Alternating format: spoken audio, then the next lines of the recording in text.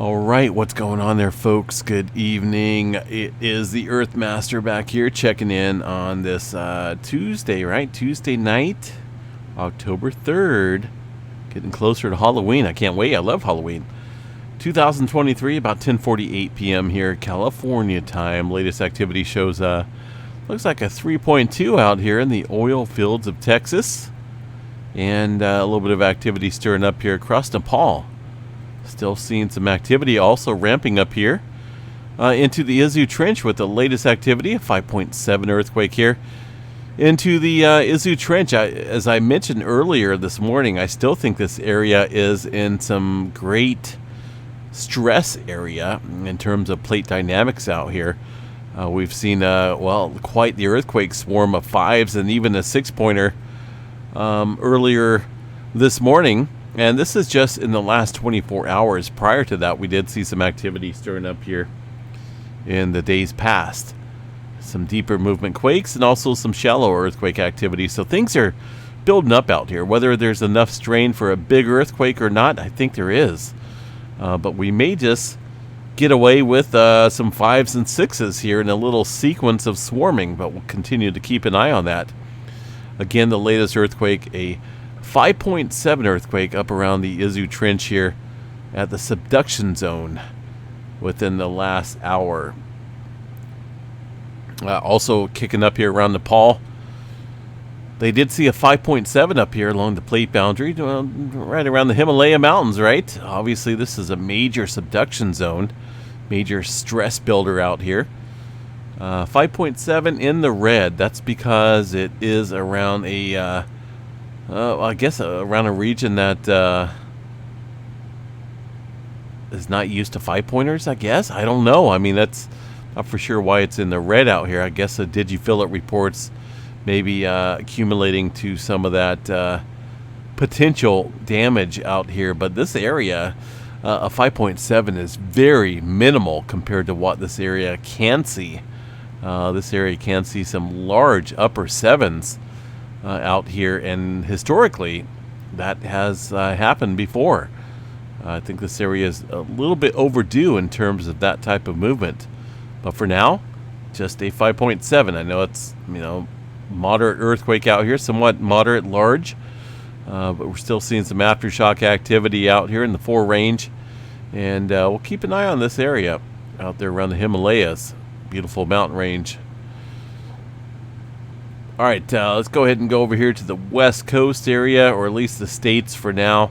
There's the latest earthquake activity at 3.2, 7 kilometers deep. Looks like it's outside of Pecos, Texas. Pecos, Texas. Been out there a handful of times. What do you guys think? What do you guys think is out here? What's out here? I mean, a lot of people fly over this area daily. Thousands of people do.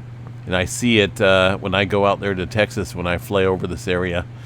And, most people on the airplane are busy looking at their notebook, looking at the advertisement on the airplane, TV. They don't really... I think maybe there's probably about a 7% percentage there that people that actually look out at the outside the window when they're traveling over these areas. Maybe they've seen it a handful of times. Who knows? Maybe people don't want to look out the window when they're flying for fear of flying. But if you take a look out the window when you're flying over Texas, you happen to see stuff like this out here. And, maybe these are camping sites. Maybe these are beautiful swimming pools out here for the camping site areas. But those are not. Those are some major oil pumping operations out here, along with wastewater disposal ponds. That's what these ponds are. These are not swimming pools for the oil workers to jump in after a good long hard days of work out there in the Texas sun. That doesn't happen, right? These are oil pumping operations out here, and that's where this activity stirs up at. And there's a whole science behind this as to why earthquakes happen after wastewater disposal injection, and also the removal of oil out there from the the areas down below.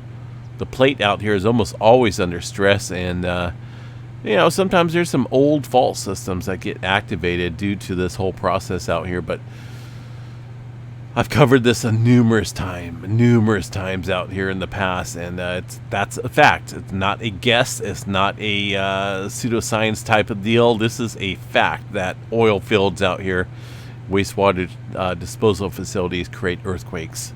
3.2, 7.3 kilometers deep, just outside of that beautiful pond that you probably wouldn't want to jump in after a hard day's work. All right, let's move on here, see what we got for the rest of the area. Nothing major going on across the eastern portion of the country. Pacific Northwest, continued activity around Mount St. Helens. Just some minimal seismic activity out there. Nothing major going on for now. Eureka, Northern California, a little spotty activity as well. I think most of the movement here today across the west coast has been down here in Southern California. Look at this little swarm out here now. You can't tell me that's not a sign of increasing pressure out here against the plate boundary. And that includes the sleeping giant, the San Andreas Fault. We do not want to wake that thing up, because then we'll be dealing with a catastrophe and a major disaster that we haven't seen in quite some time. Latest activity of 1.3 out here in this little cluster of earthquakes. About 27 of these earthquakes off the Brawley seismic zone, stretching a little bit further up along the plate boundary extensional zone here. We'll watch that, see if it kicks up any further. But I always get a little bit nervous out here. I always like to watch this when we see earthquake activity swarming around a plate boundary that's overdue and very capable of an 8.1 magnitude earthquake around a highly populated region. Who wouldn't want to keep an eye on that, right? A lot of people are very passive. Well, if she goes, she goes. Good Lord. Give me a break. Give me a break. Best to be prepared. That way you're not in that case. All right, movement outside of Anchorage. Looks very typical out here. Nothing major going on. Quite a few TUEs out there in the plate boundary. Inland into the Alaska area. The Crow-Kamchatka trenches remain quiet. But again, still, we need to watch this area across the Izu Trench. This is swarming like crazy. And it's a swarm that I really haven't seen in quite some time. Since about 2011 is when I've seen something similar. Prior to the 9-pointer that kicked up here back in the Japan area. Or in the Japan area back in 2011. You guys, I think you remember that, right? They had 5s and a couple 6s and whatnot, and then a big earthquake. So we'll watch this. This really hasn't calmed down too much. 5.7, the latest earthquake in this region here. We'll keep an eye on that. Very capable of producing a large damaging earthquake in that region. The big island of Hawaii. Pahala, and a little bit of activity around the southwestern flank here, Mauna Loa. I don't think we got anything major going on. The smoke out here, far as volcanic gases, are very natural, very normal in terms of, well, this thing just got over an eruption. Just got through with the eruption, so the magma does not calm down like you would see in a ice cold environment. So smoke, volcanic gas, whatnot is going to be common up here across the area of Kilauea Volcano. Now, Timothy did point out here over the past 2 days, we did see a spike here in the tilt meter. Now, this is the summit of Kilauea Volcano. Now that's a pretty good spike. Now, whether it's something to be alert about, well, let me see here. That remains to be seen. But that was just the past 2 days. Now, if you look at the past, what is this? The past almost 30 days or so. If you look at this, we have seen that before. We've seen a spike back here on the 28th. Obviously, this was big time, right, as the eruption kicked up back in early September, and then it lasted for a few days, and then it just died off. So if you look at the large scale time scale here, this little uptick here is not that big of a deal. Obviously, it's some type of inflation, but if you were to just look at this map here and think, "Oh my gosh, what's going on?" But the long trend model here shows that this has been, it has seen elevated conditions like that as such, even in the last couple weeks. But of course, we'll continue to watch that, see if anything changes out here across the Kilauea volcano. Down there in New Zealand, looks pretty quiet. What's going on down there in New Zealand?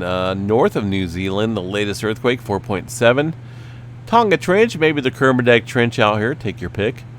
532 kilometers deep. Now, GeoNet servers, see what we got here for the earthquake activity in the region. 2 hours ago, a little 2.3, 2.9, 4 hours ago, 2.1. This is all very typical activity out there across the region of New Zealand. I mean, it sits along a major plate boundary, right? A couple 2s and 3s is not anything to worry about. It's the swarms that we may be looking at that could potentially indicate some activity. What do we got out there? What's that earthquake?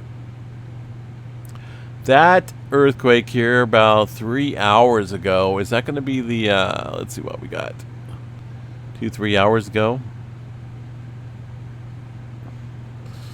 Well, which earthquake is that? 2 to 3 hours ago. Is that going to be a 2.9 or 2.3? Those don't look like a 2.3. Let's see what we got here. It's got to be that 4.2 right here. Got to be that 4.2. There's no way a 2.3 is going to show up like that across all the seismograph stations. So this is positioned right around the Taupo super volcano. So let's go over here to the volcano drums and see what we have out there. I'm guessing that maybe stirring up slightly. Well, let's see here. Almost looks like it's west of the area. Not really showing us strongly around Taupo supervolcano, but just to the west of that area, within the vicinity of Taupo. GeoNet servers reporting this as a 4.2. So a little bit of activity stirring up out there, North Island, New Zealand, but for the most part, there's that's about the only thing. All right, further to the west here, Mediterranean, things look fairly quiet to say the least. There's not a whole lot of activity stirring up out here. There is a 5.6 out here and a 5.7 now. The GeoNet or not GeoNet servers, but the EMSE models out here can sometimes be a little rinky-dink in terms of their reporting. And the Earthquake 3D Globe is a pretty good app, but let me see here what we got. There's a 4.0, but that's well shy of what a 5-pointer would be out here. So looks like there's a couple earthquakes showing up here on the Earthquake 3D Globe that are not legit in terms of their magnitude. So sometimes you have to ignore what's going on out here unless you're seeing some major shaking felt reports going on. For whatever reason, the EMSC models report false magnitudes out here, and that's not cool. But it's happened ever since these folks out here have upgraded their website. I still don't like it. I like the old version. I don't know if there's a way to go back or not. But I don't know. I miss the old version of it. This little interactive version, just, I don't know. So, we'll deal with that. But for now, ignore some of these quakes stirring up out here across Spain and Morocco area. That's always where they stir up with the false earthquakes. False magnitudes, at least. All right, there's some of that activity across the South America region. Puerto Rico. Let's see what's going on out here across Puerto Rico area. Well, we got one lonesome, interesting earthquake out here, 4.0. Right smack dab on the plate boundary. Goodness. 61 kilometers deep out here across this area of the super deep trench out here in the Atlantic. That's That's a good one. Definitely have to watch that. All right, what else is there, folks? We got anything major going on? Nothing to report across the northern section of the flat scale model Earth. Let's go over here and check out space weather activity here real quick, see what we got. Still looking at that beautiful filament that's stretching across the center portion here of the sun. You can see that darker image. It has remained steady, has not collapsed, and it's looking like it's holding up pretty good, but sometimes these things collapse and shoot off a massive amount of plasma as a CME type event. And these things can spark major solar storms here on Earth if they're hitting Earth directly. Right now, it looks like this thing is centered and positioned perfectly right at Earth. So we'll watch this overnight, see if anything blasts off from here. As far as any major solar flares go, we're looking at very minimal conditions as I forecasted earlier this morning. Most of these sunspots here are there's not a whole lot of active complex structure out here. You can look at the sun here underneath a solar telescope and see absolutely numerous sunspots out here, but you could have 1,000 sunspots out here and that doesn't mean anything. Doesn't mean anything in terms of the threat level for solar flares. These are not complex whatsoever, and to be honest, I see nothing out here in terms of solar sunspot complexity that harbors any potential for any strong flares at all. We'll be lucky if we see any C flares. We're seeing a little bit of activity down here across this area, a little peppered region of some sunspot magnetic complexity, but as you can see, over the last couple days here, we've been just barely at the C flare category. And right now, well, we are below that. We're talking about B. B flare category. So things are very quiet as we speak. Right, what else? Got anything major going on here for the auroras? Not really, because we haven't seen any major CMEs. No major coronal holes are facing us. So we're looking at neutral conditions out there. Not a whole lot of auroras stirring up out there. Over at Canada, it looks like some potential slight enhanced activity right now, but I wouldn't count on much. All right, folks, let's see what else we got. As far as weather, anything major going on out here? I always like to check these every night because this is pretty important, because my life revolves around what's going on outside. If it's hot, dry, and boring, well, you're going to find me a little bit on the grumpy side. If it's cool, showery, and moist, and windy, I'm going to be happy as a honeybee. I don't know, honeybee, something else. A lot of people, it's flip-flop. You know, they like the sun and the dry, boring weather. I like the cool, showery, unsettled weather. So, you know, that's just me. I'm a nature type of guy. I'm not really into the boringness of dry weather. So looking at the long-term models out here, right? This is, let's see what we got here for Thursday. Coming up here this week. High pressure setting in out here across the west coast. We got 95 degrees coming up, I think tomorrow and the next day. And maybe the next day as well. So hopefully it's going to be our last jump of summer. The Midwest and areas around the Great Lakes, you guys are looking at some cold temperatures. This is the cool blue area dipping down here. This is troughing going on, and that's good. You guys need it, right? You guys been cooking for quite a while. So we look at the long-term models here. That continues to deepen out here across the a good portion of the, maybe into the second week of October. And then out here along the west coast, we got a new system coming in. Here's some troughing going on, bringing with it some cooler temperatures to the Pacific Northwest. And it's just a mixed bag of activity afterwards.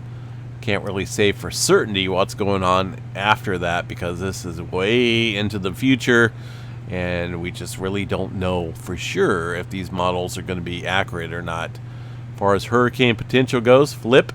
I think I heard the weather model say flip, not Felipe like I had said earlier, but flip. It just sounds weird. This is just going to stir up out there, it looks like. Let me see what we got for the forecast. It looks like it's just going to stay a tropical storm and head up towards Maine potentially. Let me check out the numerical models here real quick and see what we got out here across the region of the North Atlantic. That's going to be this area out here, it looks like. It's just a disorganized area of thunderstorms, but yeah, it looks like there's really not a whole lot of development stirring up from that system. Notice that wants to head north here, right in this area. I seriously think we're somewhat coming to an end out here across the Atlantic for the hurricane season. I have to watch and see how this plays out with the El Nino coming into full effect out here.